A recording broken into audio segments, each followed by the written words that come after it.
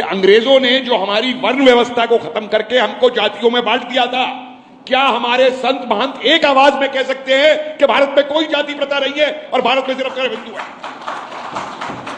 जब तक आप ये नहीं करेंगे, भारत बढ़ता रहेगा, भारत को बांटते रहेंगे पूरे इसको लेकर के। हिंदू धर्म की एक और बहुत बड़ी खूबी रही है कि हिंदू धर्म ने अपने को समय अनुसार बदला है। हमारा था अतिथि देवो भव, आज हमारे कुछ लोग आक्रांता देवो भव में उसे बदलना चाहते हैं देश को तोड़ने के लिए।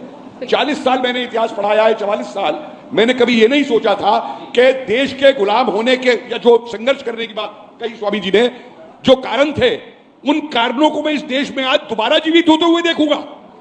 ये मैंने कभी नहीं सोचा था कि अपनी आंखों के सामने देखूंगा। और दो बात कह के मैं बात खत्म करूंगा। मेरी माता जी का चौथा था और पंडित जी मेरी माता जी की बड़ी तारीफ कर रहे थे और उन्होंने वो करते करते ये कहा कि इनको मोक्ष प्राप्त हो और ये धरती पे दोबारा वापस ना आए। मंत्र जी, मेरा आपसे एक प्रश्न है यही।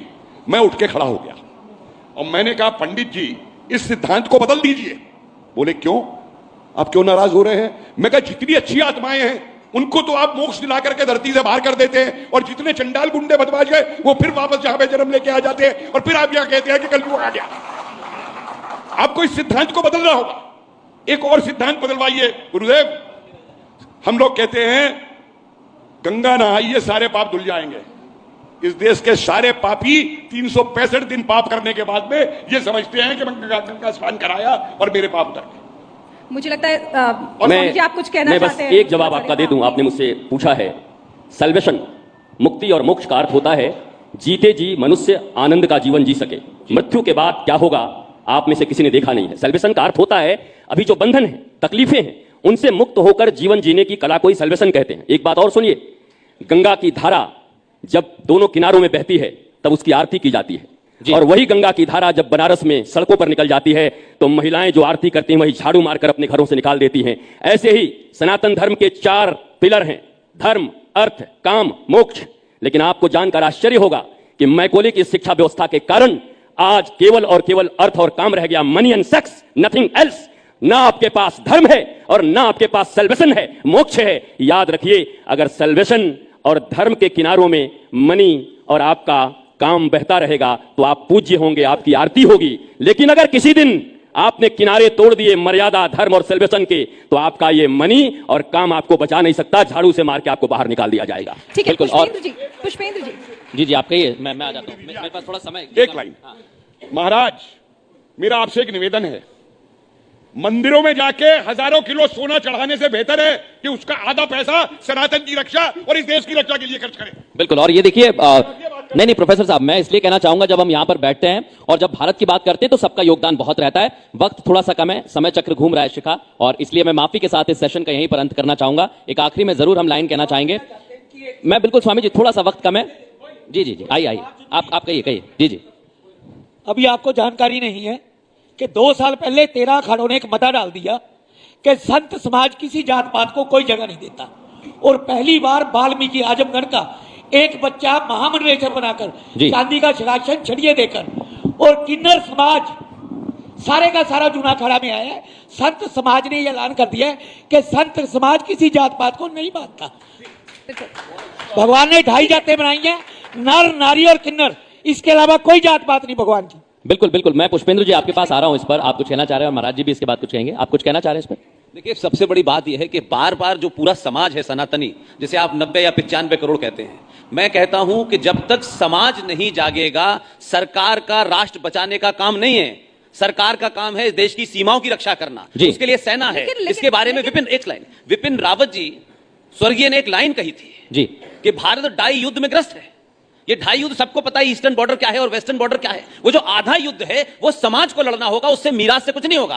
आप खरीद लीजिए राफेल से आप देश की रक्षा कर सकते हैं, लेकिन समाज के सरोकार, मान्यताओं, परंपराओं की रक्षा के लिए हर सनातनी को लड़ना होगा, तभी होगी बात। बिल्कुल। तो क्या आपको नहीं लगता कि पहले एक ब्रेन वॉश कर रखा था, पीढ़ियों से ब्रेन वॉश किया हुआ था कि धारा 370 नहीं हट सकती है, मैं मानता हूं जो अब टूट रही है ये जो मानसिक बात है कि पहली बार अगर आप, अर्नब तो मेरे साथ के लोगों में से हैं, अगर आप देखें कि भारतीय राजनीति में जब भी चुनाव होते हैं, मुझे आज तक नहीं पता कि कहां से डाटा लाते हैं पत्रकार, जैसे ही चुनाव घोषित हो जाते हैं, फला कॉन्स्टिट्यूंसी में 5% यादव है, 3% दलित है, 4% ब्राह्मण, ये सब बताते हैं। आपने आज तक भारत में जो वोटिंग की है वो यादव ठाकुर बनिया ब्राह्मणों के की है, और लोग कहेंगे कि 2014 हो गया। मैं कहता हूं 2014 होने से पहले भारतीय समाज ने पहली बार सनातनी होकर वोट दिया, इसलिए बदलाव हो रहा है। मैं एक श्लोक लिखा हुआ है, मम देशो भारतम मम भाषा संस्कृतम जन्मभूमि स्मारकम भारतम भारतम। तो यहां जाति की तो बात ही नहीं है महाराज जी। मैं एक बात कहना चाहता हूं, सनातनी और सन्यासी कभी किसी जाति को मानता ही नहीं। हम लोग अपने विचार से चर्चा करते हैं, कर लेते हैं, परंतु मैं एक चीज समझता हूं कि जब राष्ट्र का उदय होता है, हम छोटे थे तो पढ़ते थे, ऐश्वर्या बाबू हम छोटे थे तब पढ़ते थे, तब गुरुकुल में पढ़ाया जाता था कि राष्ट्र देवता है और जनता उसकी आत्मा है। जब आत्मा खड़ी होती है तब आप परमात्मा को परिलक्षित होते देख पाते हैं। मगर आज एक महत्वपूर्ण पल, एक महत्वपूर्ण दिन, और मुझे लगता है ये महत्वपूर्ण पल और महत्वपूर्ण दिन उसलिए हो जाता है, राम मंदिर बनते कौन सी आंखें देख रही हैं, कितने लोग बैठे हैं, ये सब की आंखें राम मंदिर बनते देख रही हैं। ये एक मिनट शिखा, एक मिनट, ये सब की आंखें, ये सब की आंखें ज्ञानवापी पर चर्चा होती देख रही हैं। आप सोचिए कि कौन सा ऐसा देश है जिसका देवता अदालत में खड़ा होता है। मेरे राम से लेकर के, मेरे एक सेकंड कंप्लीट करने दीजिए। जी राम से लेकर के महादेव तक और महादेव से लेकर मैं जानता हूं फ्यूचर में कृष्ण तक अदालत में ही खड़े होंगे।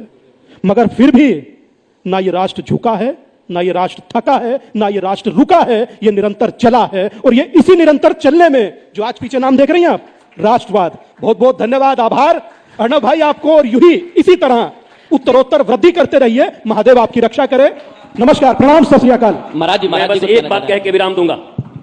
अर्णव, मैं आपको धन्यवाद देता इसलिए देता हूं कि वही भारत है जहां ऋषियों महर्षियों, देश शब्द भी आया है आदेश से। ऋषियों के आदेश से जो समाज चलता था उसको देश कहते हैं। ये भारतवासियों को जान लेना चाहिए देश शब्द कहां से आया। अंतिम बात कहता हूं, क्या वो दिन की कल्पना कर सकते थे कि चीफ मिनिस्टर बैठे हों और संत बैठ के बोल रहे हों?